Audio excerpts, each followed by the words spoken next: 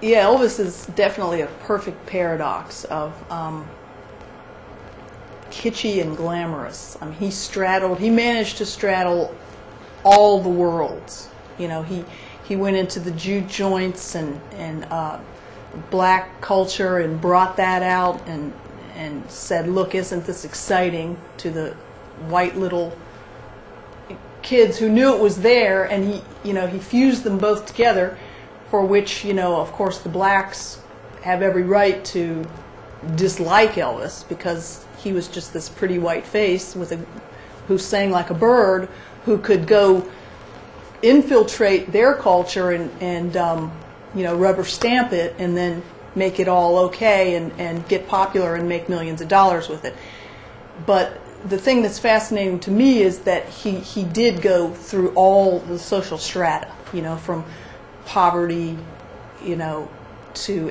and the way he groomed himself, the way he became a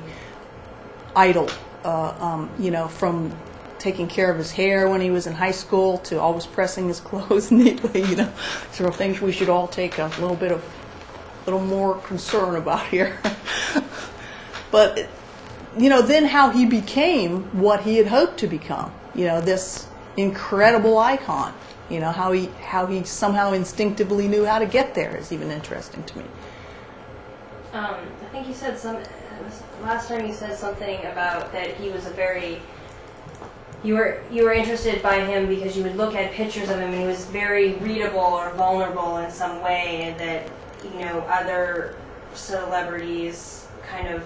were taught or able to edit those out of their kind of like public persona, but somehow you could just read whatever you wanted to read into him, and I'm sure that has some kind of significance as to like how you are able to put him into all these scenarios, that all these worlds that you create. Mm-hmm. That's probably true, and that's probably why I picked him first. I mean, although I also like to, use the Beatles to make fun of our pop culture in different ways, I probably did pick Elvis first because I would look at the pictures of him, and yeah, he did seem to have a lot of walls that probably didn't come up till the end of his life. And how he accomplished that, I don't know, maybe that was partly spiritual, maybe